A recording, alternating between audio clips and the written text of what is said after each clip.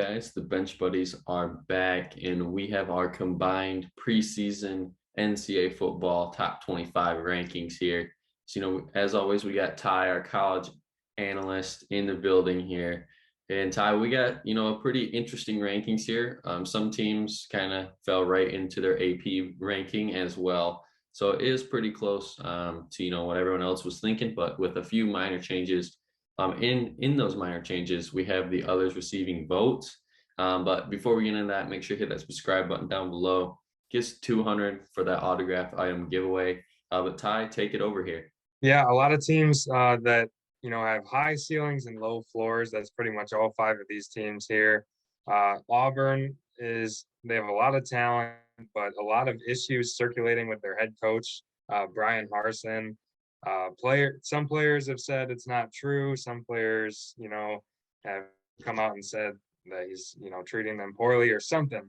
But it didn't sound good there. So we'll see if they can bounce back this year. BYU, you can always count on them to win, I don't know, at least 10 games, it seems like. And they have another loaded schedule this year. So we'll see how they can navigate that. Obviously, LSU added Brian Kelly. So we had to throw them in there. It's LSU, and they have, a top coach now. So you got to at least give them a little bit of love. Iowa was really solid last year, but the quarterback position is what's holding them back for us. That's why they're not ranked. And then Purdue, just outstanding offense this year.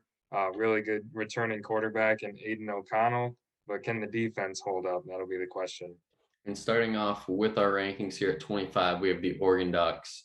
And, last year they were a pretty solid team, going 10-4. One of the favorites to win the Pac-12, the loaded Pac-12, which is kind of rare to see nowadays. In the first week they got Georgia. And, if you can go into Mercedes-Benz Superdome, get that dub, and come out, you're probably a top 10 team more than likely if you can upset Georgia.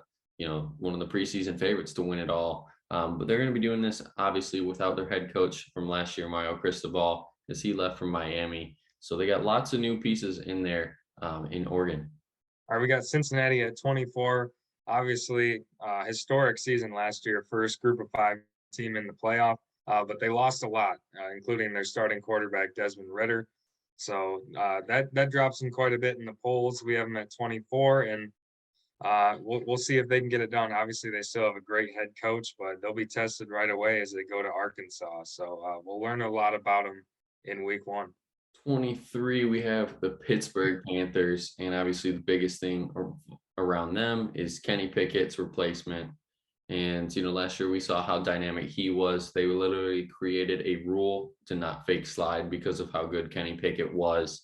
And, that's always a tough task coming in to replace him. I'm not sure if they've named a starter yet. I believe they have. It was a transfer. I can't remember who, but a transfer in, and he's starting for Pitt. But I really can't see this team kind of repeating the same success, at least going 11-2, winning the ACC like they did last year before that bowl game against Michigan State. But regardless, this still should be a very solid team. All right, Wisconsin comes in at number 22. They just feel like a team that's always going to get you 9 to 10 wins, but never really beyond that. They always seem to come up short against the Ohio State or Michigan, whoever's really good in that year, and get upset by somebody else. So that's why it's hard to put them any higher. They'll be able to run the ball really well this year. Like every year, they have a great offensive line and a really good running back in Jalen Berger. So like every single year for Wisconsin, it comes down to whether the quarterback play is going to be good enough. And you never know the answer to that. It's usually not, which is why they're never a playoff team. But who knows? Maybe this is the year for them. And, they have an easy start to the season, obviously. So that'll help them kind of get the quarterback into the offense. And maybe this is the year that they can really put it together. Coming in at 21, we have the Houston Cougars. Not much to report, on this team. Kind of surprised us that looking back at it, this team was 12-2 last year in the American Conference. Very quiet 12-2 as well. They didn't get as much love as Cincinnati, obviously, because, Cincinnati was in the same conference and they went undefeated going into the playoff. And, when you have a team like that in your conference, it's always tough to, be the next guy up and, essentially get some of that spotlight. But Houston, obviously, they're ranked a little higher here than Cincinnati. So maybe this is their year to, take a little shot winning that American Conference this year. All right, at number 20, we got Kentucky, another team quietly really good season, 10-3. Houston and Kentucky, both of them, you wouldn't have really thought that they were that good last year because they were never ranked super high. But Kentucky's put together a couple really good seasons in a row, overshadowed by basketball, obviously, like a couple other teams. But they have a chance to have another really good season. They have a good quarterback in Will Levis. But obviously, Georgia is going to be the biggest hurdle for them playing in the same division. So, we'll see if they can get over that. Probably not, but who knows? 19th, we have the Arkansas Razorbacks. And I think this is a team that is one of those super long shots to win the conference. I'm kind of buying in here to Arkansas, just place a few dollars down here on them to win the SEC. Crazier things have happened. We saw LSU, the year they had Burrow and everybody. They kind of came out from nowhere and really made a statement. I'm not saying this Arkansas team is going to do that, but I think they have some pieces in place to, essentially compete in almost every game. And I think, if they do beat Cincinnati week 1, then there's no reason for them not to, go at it and make a run. Because if you beat a ranked team week 1, for sure you're moving up because it's that early in the season and all these other teams more than likely are playing cupcake teams. But Arkansas, quietly last year went 9-3 heading into that bowl game. And I think this is a team that could play upset alert, kind of like Texas A&M did last year against Alabama. All right, Texas at number 18. The big question always is, are they back? And this could be the year that it actually is true.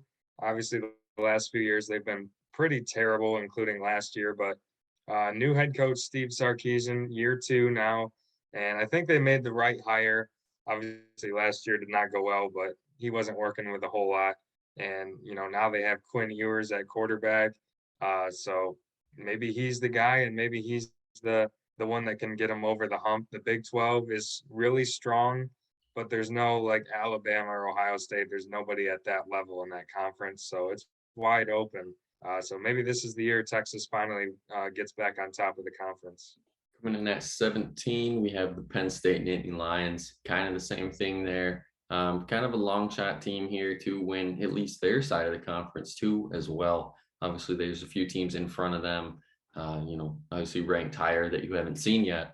But the biggest question is James Franklin. Is he on the hot seat? Yes, I know he signed his mega deal for, 10 years, 9 years, something like that at the time.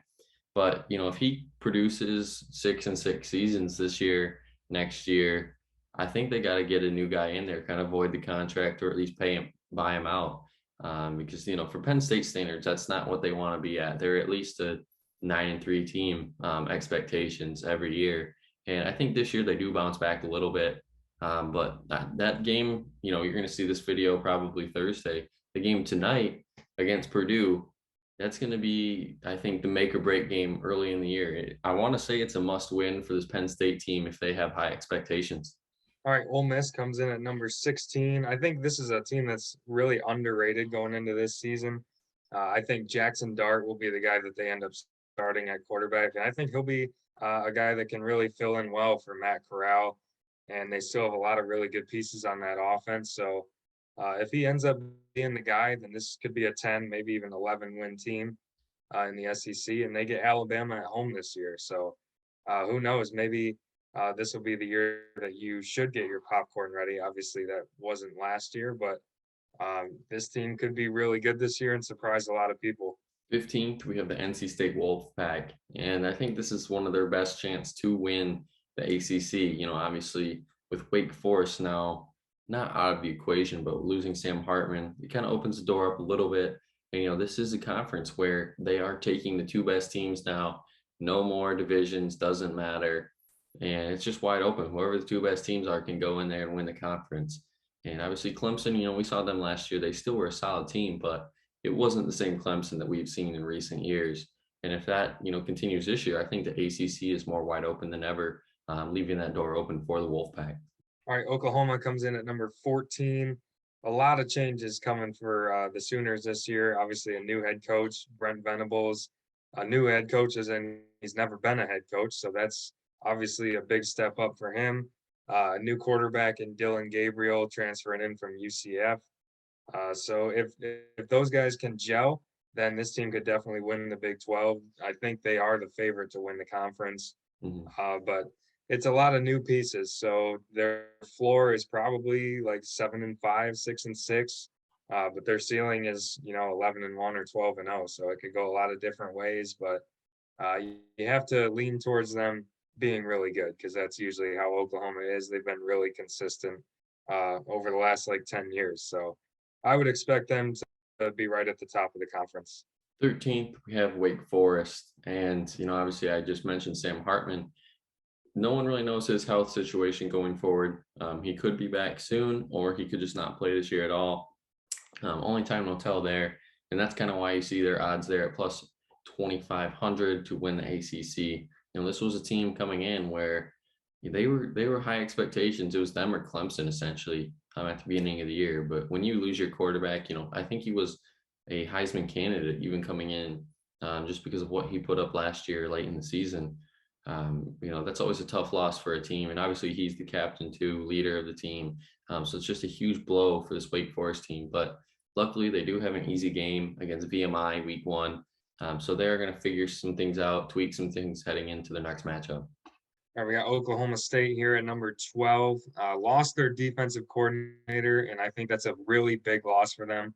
Otherwise, they could be a top 10 or close to a top 5 team going into this season because their defense was unbelievable last year. Came, 1 yard away from winning them the Big 12 championship, and they returned a lot of talent from last year. But like I said, losing that coordinator to Ohio State, that's a really big loss. And I don't know if they'll be able to quite recover from that. And I don't know if they'll be able to win the Big 12. But once again, they should be a 9-10 win team at least. And they should be right there. They go to Oklahoma this year, and they really struggle with them. So that road game is going to be one that they need to circle, and I'm sure they will. At 11, we have Baylor, another Big 12 team. And, I really don't have any expectations for this team. Coming off of a Big 12 championship, we're essentially knocking out Oklahoma State out of the college football playoff as well by a half a yard, if that, last year.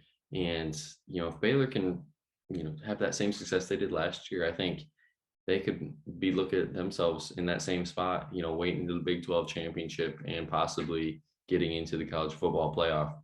And it's kind of hard to think just that this team 2 years ago was terrible, one of the worst teams in college football. And here they are, just right back on top of the mountain hill in the Big 12.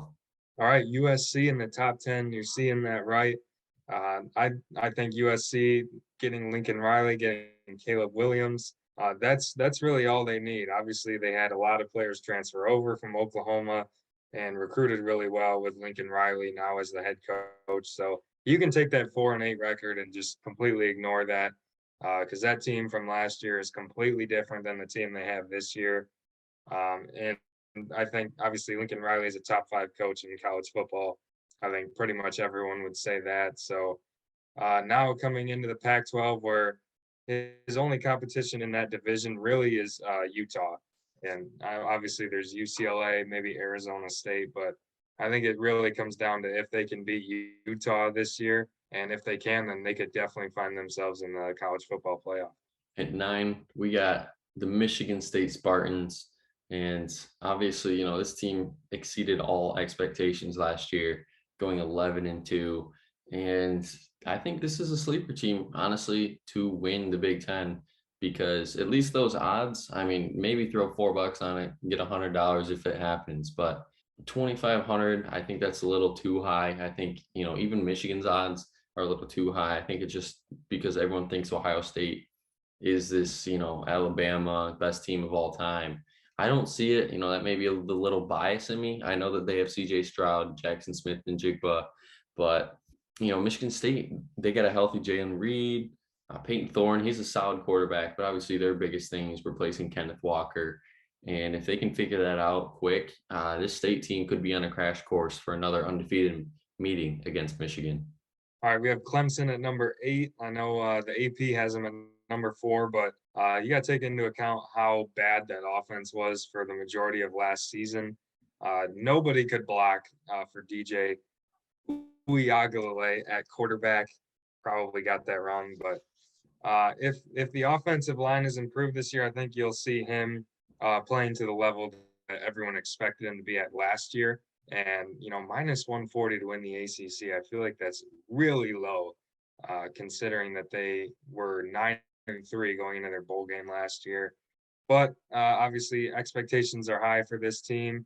The defense should be really good, but they lost Brent Venables. So how big of a loss is that?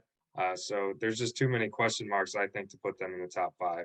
And at 7, we have the Utah Utes, a team that I think personally is on upset alert week 1. Make sure you watch our next video, the college football picks for the week 1, to see who I'm going with. But that's a tough road game to start your year, going into the swamp, especially with Florida looking to prove themselves with Anthony Richardson. And he's a solid quarterback as well. So he's going to lighten them up, I think, a little bit. But this Utah team last year, obviously we saw one of the best, probably the best game of the year in the Rose Bowl, Utah and Ohio State last year, just back and forth. And if that's the same team we're seeing this year, then watch out Pac-12, that's for sure, especially with a weak Pac-12 besides USC, essentially. Utah is looking like an immediate 10-win team, especially if they get this win here in Florida. All right, we have Notre Dame at number 6. Obviously, another team with a new head coach in Marcus Freeman, losing Brian Kelly. And I don't know if I'm completely sold on Freeman just yet. Obviously, they blew a huge lead in the Fiesta Bowl last year to Oklahoma State. His defense was the reason they lost that game, giving up a bunch of points in the fourth quarter. And yeah, you got to figure that out when you're going to Ohio State, arguably the best offense in the country right off the bat, week 1. Their schedule is the toughest I've seen Notre Dame play in a long time this year. They have Clemson. They go to USC, go to Ohio State. So they're going to be tested multiple times this year. If they can come out on top of enough of them, you'll see them in the playoff. But either way, props to them for playing a really tough schedule. At 5, we have Texas A&M, and obviously last year, them upsetting Alabama was shockwaves heard around college football. But another shockwave heard around college football, well, is the breaking news with the College Football Board is going to hold a virtual meeting with momentum building towards a playoff expansion. So, we could be making a video next week thinking, okay, maybe some of these teams around here might be sneaking into a playoff if it builds, to immediate, going into this year. But Texas A&M, you got to give them credit. They're a pretty solid team. I think the 8-4 record didn't show how good this team really was last year. All right, number 4 is our hometown Michigan Wolverines, coming off a win over Ohio State last year, finally, and playoff berth, Big Ten championship, everything that Michigan fans have been waiting for the 7 years that Jim Harbaugh has been at the helm. So now, for the first time in 17 years, they come in as the defending Big Ten champions, and they have to, play with that target on their back this year. Odds makers do not like Michigan. They all love Ohio State to win the conference, mainly because Michigan goes to Ohio State. But they proved that they were the tougher team last year, and if they can be the tougher team again this year, there's no reason to believe that they can't come out on top again against Ohio State. Obviously, the offense looks to be, probably top 3 in the country. So many players coming back, but they lost a lot on defense, and that's why expectations are lower for them than Ohio State. They lost so much talent there, so that's going to be the issue that they need to figure out this season. And then at 3, of course, we have those Buckeyes, favorites to win the Big Ten, looking for revenge against Michigan at home this year. And obviously, first week, you have a tough game with Notre Dame coming in. But if you're Ohio State, I think it's the cool breeze. You got C.J. Stroud, Heisman favorite, Jackson Smith and Jigba, obviously one of the best receivers in the game. And then Henderson as well out of the backfield makes an electrifying punch. So if I'm Ohio State, I'm not really too worried right now about this game. But you never know. It's college football.